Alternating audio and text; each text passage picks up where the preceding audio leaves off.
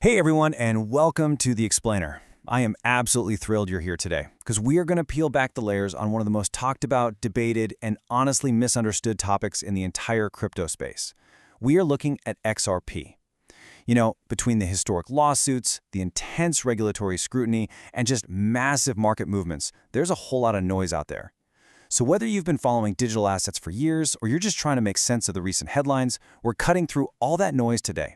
I found diving into the actual mechanics of this stuff to be completely fascinating, so we're going to look directly at the source data, the tech, the tokenomics, and the history to really understand how this whole ecosystem functions. Let's get into it. Okay, let's dive into this, because there's one massive question that is basically the #1 barrier to entry for understanding this whole topic, and that is, what is the real difference between Ripple and XRP? For years, you've probably seen the media, traditional investors, and even high-level regulators constantly conflating the company with the coin. They literally use the terms interchangeably. And man, that instantly creates a massive web of confusion about who controls what, how the underlying tech actually works, and where the value actually lies in the ecosystem. So to really grasp what's happening here, we absolutely have to untangle those two concepts first. Don't worry, we're going to break this massive topic down logically. First up, we'll cover Ripple, XRP, and the XRPL. Number 2, fixing cross-border payments. Third, we'll go inside the XRP Ledger itself. Fourth, supply dynamics and sustainability. And finally, we'll wrap up with the lawsuits, politics, and real-world adoption. All right, Section 1, Ripple, XRP, and XRPL. So the crucial point here is that we have to draw a hard line distinguishing the tech company from the digital token and the decentralized network that it runs on. It's kind of like a giant puzzle with 3 distinct pieces. First, we have Ripple. This is a private San Francisco-based technology company. They build financial software and global payment infrastructure that's tailored specifically for banks and financial institutions. Second, we have XRP. This is the actual digital asset. It's a pre-mined cryptocurrency designed specifically to act as a highly efficient bridge asset for transferring value across borders. And third, the XRP, or the XRP Ledger. This is the decentralized open-source blockchain network where the XRP token actually lives. Ripple, the company, contributes to this ledger, and they build apps on top of it, sure, but they do not own or control it. Understanding this distinct separation right off the bat is literally the key to everything else we're going to talk about today. Moving right along to Section 2, fixing cross-border payments. $27 trillion. Seriously, let that number sink in. That is the staggering estimated amount of global capital that is simply parked in foreign bank accounts around the world. I found this absolutely mind-blowing when I first dug into the research. Why on earth is so much money just sitting there doing nothing? Well, it's because the traditional correspondent banking system, which relies heavily on the aging SWIFT network, doesn't actually move money instantly. It just sends payment instructions. So to make international transfers happen quickly, banks are forced to pre-fund accounts in various target countries and local currencies. That means $27 trillion of trapped liquidity is doing absolutely nothing, earning no real return, just to grease the gears of global finance. It's wild. So, to eliminate that massive pool of trapped capital, XRP was designed to act as a universal bridge. Think about a traditional transfer for a second. Money hops from Bank A to a correspondent bank to maybe even another intermediary and then finally lands in Bank B. It's slow, it's prone to errors, and every single middleman takes a cut along the way. But with Ripple's on-demand liquidity model, that process fundamentally changes. A financial institution instantly converts local fiat currency into XRP. It sends that XRP across the ledger instantly, and then it is simultaneously converted right into the destination fiat currency on the other side. Just one single, seamless transaction. That entire need for pre-funded part capital, it basically vanishes overnight. And the contrast here is genuinely staggering when you put these two systems side by side.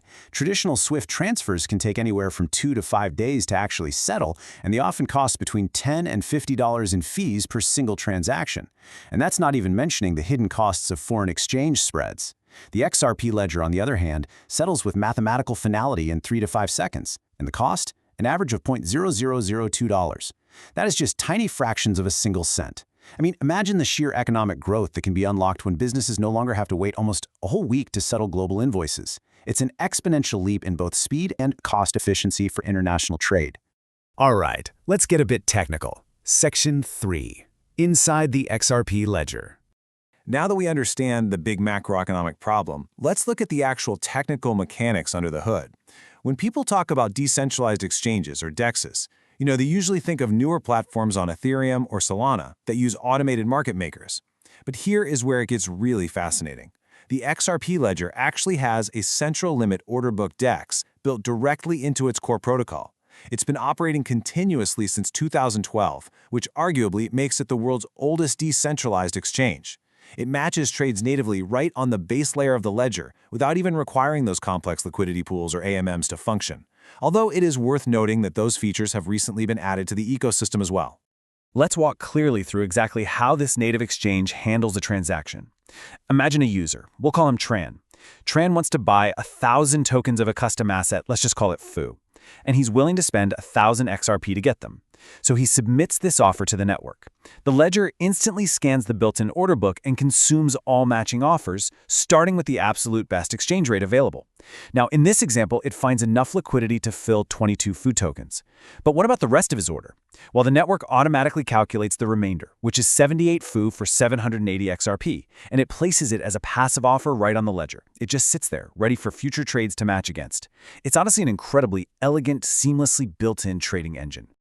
Next up, Section 4, Supply Dynamics and Sustainability. Now, what's really interesting about this slide is the unique breakdown of the token's supply. You see, XRP has a hard cap of exactly 100 billion tokens. It is mathematically impossible for any more to ever be created. Period. But out of that 100 billion, only about 53.8 billion are actually in circulating supply right now.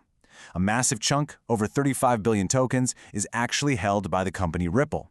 However, and this is a big however, that massive reserve is not just sitting in some wallet they can access whenever they feel like it. It is cryptographically locked in a series of highly regulated on-chain escrows. So how does that escrow actually work in practice? Well, it's a highly structured mathematical system designed specifically to stabilize the market. Every single month, exactly 1 billion XRP is unlocked from the escrow. Ripple uses a small portion of this for their own operations and for transparent institutional sales. But the vast majority of that unused XRP, it's immediately relocked into a brand new escrow contract placed at the very end of the queue. This structure gives everyone on the network total predictability. Instead of everyday retail investors constantly fearing some sudden random sell-off by the largest holder, the supply schedule is strictly enforced by code. And because it's all happening on a public blockchain, every single release and relock is 100% transparent and fully verifiable by anyone who wants to look. Aside from the tokenomics, we also have to talk about the vital question of sustainability. Because the XRP Ledger doesn't use that energy-intensive proof-of-work mining like Bitcoin does, its carbon footprint is remarkably low. A single XRP transaction uses just 0.0175 watt-hours of electricity. To put that incredible efficiency into perspective, that is the energy equivalent of sending about 123 emails, or just a tiny fraction of the energy used for a single Google search. In fact, running the entire global XRP network for a full year uses roughly the same amount of electricity as just 20,000 average UK households. The engineering behind that level of efficiency is honestly just brilliant. Finally, Section 5, Lawsuits, Politics, and Adoption. All right, we're going to look at this timeline strictly by the historical facts. In December 2020, the U.S. Securities and Exchange Commission formally charged Ripple, alleging that XRP was an unregistered security. This triggered a massive, high-stakes legal battle that moved pretty slowly through the courts, until July 2023 when a federal judge issued a summary judgment. The ruling stated that XRP itself, when sold on public exchanges to retail investors, is not a security. Fast forward a bit to 2024, the court ordered Ripple to pay a $125 million penalty, and this was specifically for their direct institutional sales. Finally, in August 2025, the SEC and Ripple officially settled their dispute with an agreement to end all further appeals, and that resolution subsequently paved the way for spot XRP ETF approvals.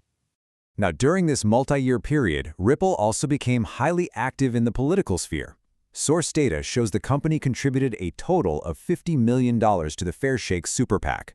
That's a group that successfully backed winning candidates in 33 of 35 targeted congressional races. Furthermore, Ripple donated $5 million to the 2025 Trump Inaugural Committee, contributed funding to the White House East Wing Ballroom Project, and retained Ballard Partners, which is a highly prominent Washington lobbying firm, to represent their interests in the Capitol. And this brilliantly illustrates how the shift from legal battles to massive institutional adoption has just been monumental. The resolution of that legal uncertainty directly translated to new market infrastructure. Following the final SEC settlement, spot XRP ETFs were officially approved, and they rapidly reached $1.44 billion in assets under management by May of 2026. Ripple also launched RLUSD. That's a fully backed, regulatory-compliant stablecoin operating directly on the XRP Ledger to handle one-to-one dollar flows right alongside XRP. Furthermore, upcoming hearings for the Clarity Act in the U.S. Senate are actively exploring frameworks that could explicitly label decentralized tokens, like XRP, as commodities rather than securities once and for all. Which leaves us with this final thought.